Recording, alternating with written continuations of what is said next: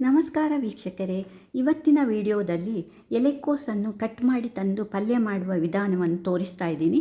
ನೋಡಿ, ಇದು ನಾನೇ ಬೆಳೆದಿರೋ ಎಲೆಕೋಸು. ಒಂದು 7-8 ಗಿಡ ಮಾಡಿದ್ದೆ. ಅದರಲ್ಲಿ ಎಲ್ಲ ಕೀಟ ಎಲ್ಲ ತಿಂದುಬಿಟ್ಟು ಬರೀ ಒಂದೇ ಒಂದು ಉಳ್ಕೊಂಡಿದೆ. ಇದನ್ನೀಗ ಕಟಾವು ಮಾಡಿ ಪಲ್ಯ ಮಾಡುವ ವಿಧಾನ ತೋರಿಸ್ತೀನಿ ನಾನು. ಈ ಎಲೆಕೋಸು ಕೋಸು ಜಾತಿಯ ತರಕಾರಿಗಳಿಗೆ ತುಂಬ ಕೀಟಗಳ ಉಪದ್ರವ.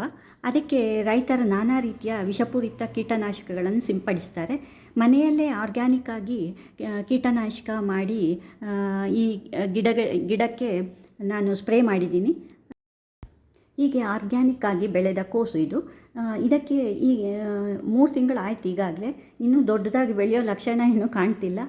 ಅದಕ್ಕೆ ಇದನ್ನು ಕಟ್ ಮಾಡಿ ಉಪಯೋಗಿಸೋಣ ಅಂತ ಇದ್ದೀನಿ. ನೋಡಿ, ಇದು ಮಧ್ಯದಲ್ಲಿ ಈ ಕೋಸಿನ ಮಧ್ಯದಲ್ಲಿ ಇದೆಯಲ್ಲ ಬಲ್ಬ್, ಅದು ಗಟ್ಟಿಯಾಗಿದೆ ಅಂದರೆ ಕೋಸನ್ನು ಕಟ್ ಮಾಡಿಬಿಡ್ಬೋದು ಅಂತ ಹೇಳ್ತಾರೆ ತಿಳಿದವರು. ನಾನು ಫಸ್ಟ್ ಟೈಮ್ ಬೆಳೆದಿದ್ದೀನಿ, ಅದಕ್ಕೆ ಗೊತ್ತಾಗಲಿಲ್ಲ ನನಗೆ. ಹೊರಗಿನ 4 ಎಲೆಯನ್ನು ಬಿಟ್ಟು ಮತ್ತೆ ಉಳಿದಿದ್ದನ್ನು ಪಲ್ಯ ಮಾಡ್ತೀನಿ. ನೋಡಿ ಎಷ್ಟು ಚೆನ್ನಾಗಿದೆ ಕೋಸು. ವಾವ್! ನಾವೇ ಬೆಳೆದಿದ್ದು ಅಂದರೆ ಖುಷಿ ಒಂಥರ ಅಲ್ವಾ? ಚಿಕ್ಕದಾಗಲಿ ದೊಡ್ಡದಾಗಲಿ ಆರ್ಗ್ಯಾನಿಕಲಿ ಬೇರೆ ಬೆಳೆದಿದ್ದೀನಿ.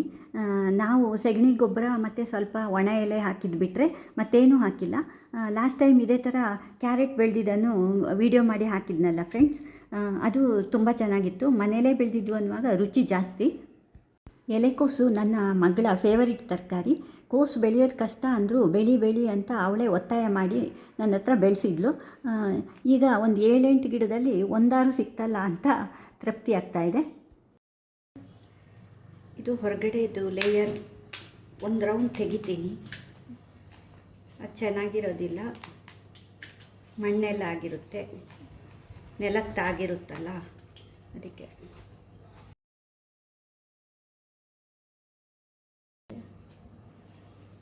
ನೋಡಿ, ಇವೆಲ್ಲ ಕಸ.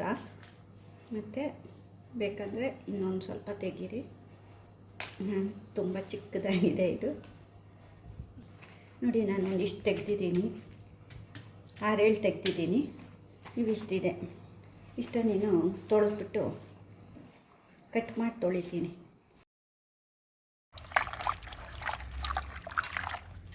ಸಾಕು.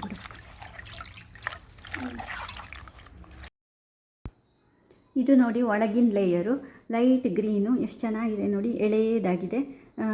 ಹಸಿಯಾಗಿ ತಿನ್ನೋಕ್ಕೆ ಅಥವಾ ಸಲಾಡ್ಗೂ ಯೂಸ್ ಮಾಡ್ಬೋದು.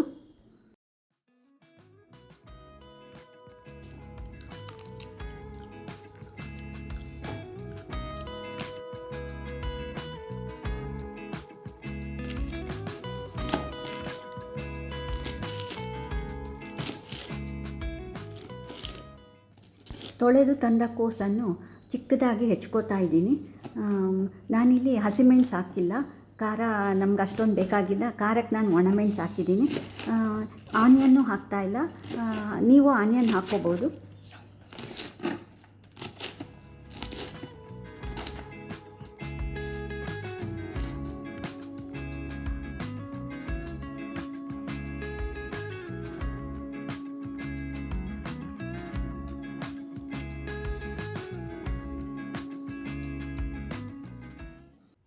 ಕೋಸು ಹೆಚ್ಚಿದ್ದೆಲ್ಲ ಆಯಿತು.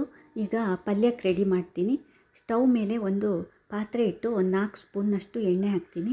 ಎಣ್ಣೆ ಬಿಸಿ ಆದ ಕೂಡಲೇ ಉದ್ದಿನಬೇಳೆ ಹಾಕಬೇಕು.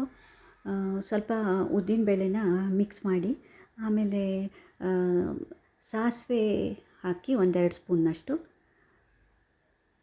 ಮತ್ತು ಒಣಮೆಣಸು ಹಾಕಿ ಸಾಸಿವೆ ಚಿಟಪಿಟ ಅಂದ್ಕೂಡಲೇ ಚೆನ್ನಾಗಿ ತೊಳೆದಿರೋ ಕರಿಬೇವಿನ ಸೊಪ್ಪನ್ನು ಹಾಕಿ, ನಂತರ ಚೆನ್ನಾಗಿ ತೊಳೆದು ಹೆಚ್ಚಿಟ್ಟಿರೋ ಎಲೆಕೋಸನ್ನು ಹಾಕಬೇಕು.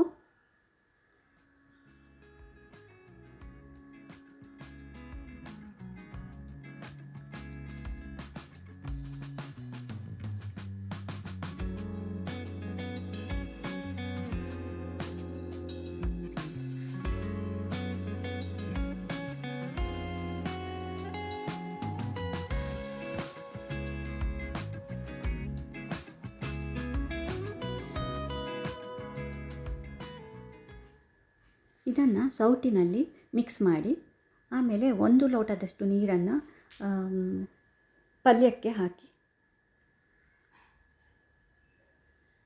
ಆಮೇಲೆ ಒಂದು ಅರ್ಧ ಟೀ ಸ್ಪೂನ್ನಷ್ಟು ಅರಿಶಿನ ಹಾಕಬೇಕು. ಆಮೇಲೆ ಒಂದು ಮುಚ್ಚಳ ಮುಚ್ಚಿ ಒಂದು 10 ನಿಮಿಷದಷ್ಟು ಬೇಯಲು ಬಿಡಿ.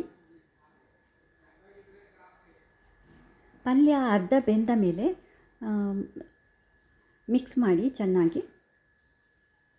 ಈ ಸ್ಟೇಜಿನಲ್ಲಿ ರುಚಿಗೆ ತಕ್ಕಷ್ಟು ಉಪ್ಪು ಹಾಕಿ, ಆಮೇಲೆ ಒಂದು ಸಣ್ಣ ಪೀಸ್ನಷ್ಟು ಬೆಲ್ಲ ಹಾಕಬೇಕು. ಮತ್ತು ಇನ್ನೊಂದು 5-10 ನಿಮಿಷದಷ್ಟು ಮುಚ್ಚಳ ಮುಚ್ಚಿ ಪಲ್ಯ ಬೇಯಲು ಇಡಬೇಕು.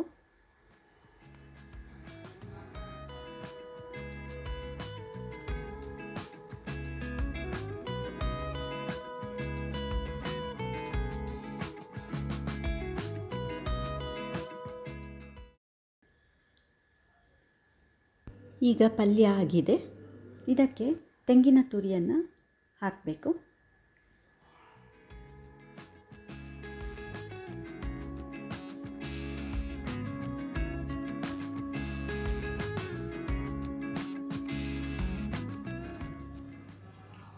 ನಂತರ ಚೆನ್ನಾಗಿ ಮಿಕ್ಸ್ ಮಾಡಿ ಅನ್ನದ ಜೊತೆಗೆ ತುಪ್ಪ ಮತ್ತು ಪಲ್ಯವನ್ನು ಬಡಿಸಿ. ಈ ಪಲ್ಯವು ರೊಟ್ಟಿ ಮತ್ತು ಚಪಾತಿ ಜೊತೆಯೂ ಚೆನ್ನಾಗಿರ್ತದೆ. ವಿಡಿಯೋ ನೋಡಿದವರು ಲೈಕ್ ಮಾಡಿ, ಶೇರ್ ಮಾಡಿ, ಕಮೆಂಟ್ ಮಾಡಿ. Thank you friends.